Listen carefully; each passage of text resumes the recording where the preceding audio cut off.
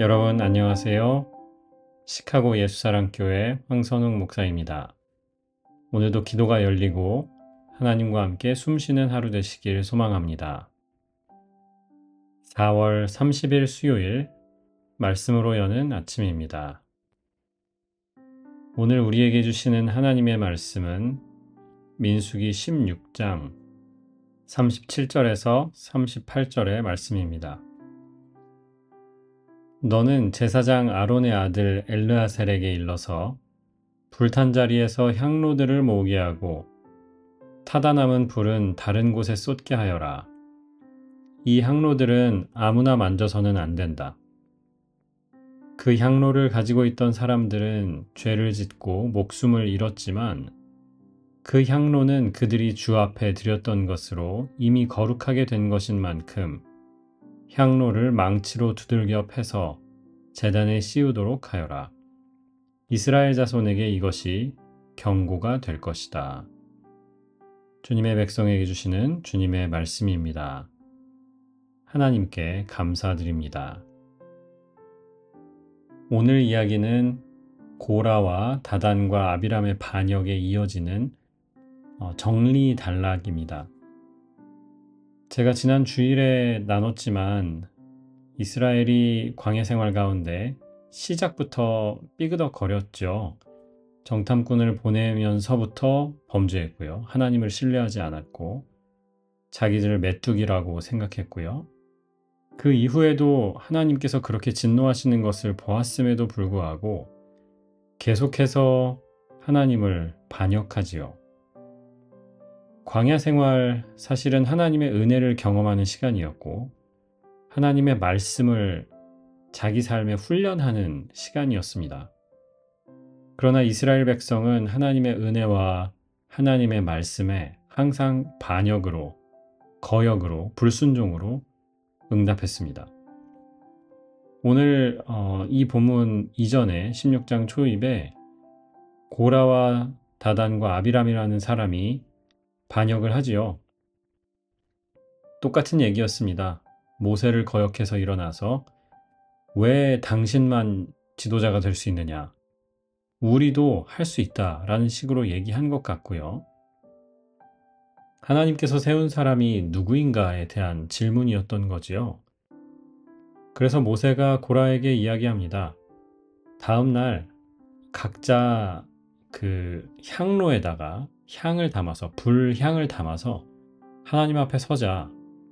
누가 누구의 향을 하나님께서 받으시는지 보면 될 것 아니냐 이렇게 합니다. 그런데 그 다음 날 하나님께서 약 250명의 반역한 무리들이 있었는데요. 그 향로에 들고 있는 사람들은 다 불태워 죽이시고 그리고 그 사람들이 있었던 장막들 밑에 땅이 갈라져서 그 사람들을 다 삼켜버렸습니다. 이게 어제까지의 이야기였고요. 오늘 하나님께서 조금은 당황스러운 말씀을 해주세요. 자, 그들은 불타서 죽었지만 그 사람들이 하나님께 드리려고 했던 향로들을 모으라는 겁니다. 250개의 향로를 모아서 그것을 녹여서 하나님의 성막 안에 있는 제단을 쌓는 데 쓰라는 겁니다. 38절입니다. 그 향로를 가지고 있던 사람들은 죄를 짓고 목숨을 잃었지만 그 향로는 그들이 주 앞에 드렸던 것으로 이미 거룩하게 된 것인 만큼 향로를 망치로 두들겨 펴서 제단에 씌워라. 새번역 성경은 마지막 부분 이렇게 번역했습니다. 이스라엘 자손에게 이것이 경고가 될 것이다. 경고라고 번역했지만 영어 성경은 그저 Let them be a sign to the Israelites 라고 합니다. 제단을 싸고 있는 아마 놋이었을 건데 놋을 보면서 백성들이 하나님이 우리에게 주시는 사인이다 라고 이해하게 하려 하셨다는 거죠. 해석할 수 있는 여지가 저는 참 많다고 생각합니다. 물론 간단하게 이야기하면 하나님 앞에 예배하러 나오면서 우리의 삶을 항상 돌아봐야 한다 이런 말씀으로 풀 수도 있습니다. 그런데 저는 오늘 이렇게 적용해 보고 싶었어요. 우리 부모님들께 그런 얘기 많이 들었던 것 같아요. 그렇게 하려면 하지 마. 여러분도 자라면서 많이 들으셨나요? 어떤 일을 하는데 마음은 없어요. 하기 싫어요. 그래서 대충 하고, 늦게 하고, 민기적거리고, 그러면 이제 부모님께 혼나듯이 이런 이야기를 들었던 것 같아요. 그렇게 할 거면 하지 마. 안 하는 게 오히려 낫다. 예배에서도 이런 경우가 많습니다. 교회에 와야 되는데 어떤 이제 사람분들이 안 오세요. 나중에 알고 보면 교회 가려고 준비 다 하고 차에 탔는데 차 타고 오면서 차 안에서 싸운 겁니다. 말다툼을 한 거예요. 그래서 화가 나서 차를 돌려서 그냥 집으로 갔다는 거죠. 나중에 이제 저한테 말씀을 하시는 거죠. 근데 그런 말씀을 하세요. 그런 마음으로 예배하느니 차라리 안 하는 게 맞을 것 같아서 집에 갔어요. 라고 하세요. 같은 맥락이죠. 기도도 마찬가지입니다. 올해 우리가 기도라는 주제를 가지고 계속 함께 생각하고 또 실천하고 있는데요. 기도를 하면서도 우리 안에 그런 게 있어요. 이 기도의 시간을 정말 하나님께 온전히 드려야 한다. 제대로, 기준이 10가지라고 한다면 1부터 10까지 이 모든 기준이 만족이 되어야 한다. 그래야만 하나님이 받으실 만한 기도를 드리는 것이다 라는 생각이 우리 가운데 있습니다. 그래서 무릎도 꿇어야 되고 음악도 틀어야 되고 주변이 좀 조용해야 되고요. 우리의 마음도 기도할 마음이 다 돼 있어야 되고 이런 것들이요. 그런데 기도라는 것이 여러 가지 형태가 있을 수 있잖아요. 물론 우리가 첫 번째 분기에는 시간과 장소를 딱 정해서 하는 기도 연습했지만 많은 분들이 차 타고 가면서도 기도하기도 하고 저도 산책하면서 기도를 많이 합니다. 어떻게 보면 이제 스트릭트한 기준으로 보면 어떻게 산책을 하면서 기도를 할 수 있나 이렇게 생각할 수도 있어요. 그건 기도가 아니다라고 말하는 사람들도 있을 겁니다. 우리가 이런 완벽에 대한 강박이 있다는 거죠.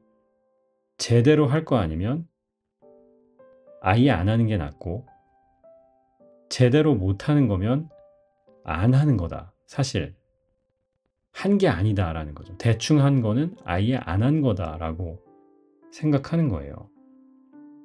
그런데 오늘 말씀 하나님께서 그 사람들의 예배는 받지 않으셨습니다.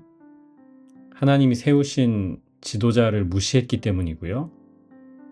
더 나아가 보면 모세를 통해 하나님께서 이루셨던 많은 일들을 다 부정하는 거라고 하나님은 느끼시지 않았을까 생각합니다. 그렇기 때문에 그 사람들의 예배는 받지 않으셨어요. 오히려 부정한 마음으로 잘못된 마음으로 예배했기 때문에 하나님께 벌을 받았습니다. 그런데 여전히 그들이 예배하러 가지고 나왔던 그 향로는 다르다는 거지요. 38절 다시 읽어드릴게요. 그 향로는 그들이 주 앞에 드렸던 것으로 이미 거룩하게 된 것인 만큼 이라고 하세요. 거룩하게 되었다는 거죠. 얼마나 거룩하냐면 성막의 제단에 쓰일 만큼 거룩합니다. 성막의 핵심 기구 중에 하나죠. 여기가 바로 동물들을 다 불태워서 하나님께 드리는 그 제단이었고 레위기에 이 제단을 건설하는 장면을 보면 첫 번째 불이 하늘로부터 내립니다. 그리고 제사장들은 그 불을 잘 지켜서 그 불이 영원히 꺼지지 않도록 하는 게 임무였어요. 그 거룩한 제단에 저 죄인들이 드렸던 자기들을 하나님 앞에 내세우고 백성들 위에 자기들이 올라가 보려고 가지고 나왔던 그 향로를 그 거룩한 제단의 재료로 사용하셨다라는 거죠. 그러니까요, 잘못된 마음으로 드리는 예배도 예배입니다. 물론 그렇지 않게 하는 게 제일 좋겠죠. 올바른 마음으로 하나님을 기쁘시게 하는 예배가 되면 제일 좋겠지만, 오늘 말씀에 비추어 본다면 정말 예배하기 힘들지만, 예배하기 싫지만, 그래도 하나님 앞에 나와서 드리는, 꾸역꾸역 드리는 예배도 하나님은 거룩하게 하신다는 겁니다. 받으신다는 거죠. 그리고 이것을 남겨서 모든 후대 사람들에게 사인이 되게 하신다고 하셨어요. 여러분, 부족한 모습이어도 괜찮습니다. 하나님께 가장 좋은 것 드리지 못해도 괜찮아요. 드리는 게 중요합니다. 예배하는 게 중요하고 기도하는 게 중요합니다. 봉사도 마찬가지고요. 헌신도, 헌금도 마찬가지예요. 온전하게 하지 못한다고 해서 나는 다음에 해야 되겠다. 이것보다는 하는 게 낫습니다.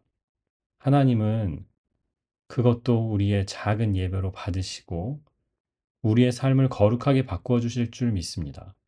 그리고 부족한 우리를 통해서 모든 이들에게 사인으로 사용하실 줄을 믿습니다. 하나님은 이것도 받으시고 이것도 기뻐하십니다. 그 하나님 안에서 더 온전한 것을 드리는 연습을 하는 우리가 되기를 소망합니다. 기도하겠습니다. 주님, 부족하기만 한 우리의 삶도 하나님께 드립니다. 부족한 것들을 완전하게 하시고, 연약한 것들을 강하게 하시고, 부정한 우리도 하나님의 성령 안에서 거룩하게 하여 주옵소서. 그래서 주님을 예배하는 기쁨을, 또 언제나 우리를 기뻐하시는 하나님의 사랑을 증거하는 도구들로 쓰임받게 인도하여 주옵소서. 오늘 하루의 모든 발걸음 주님께 맡기며 예수님의 이름으로 기도합니다. 아멘.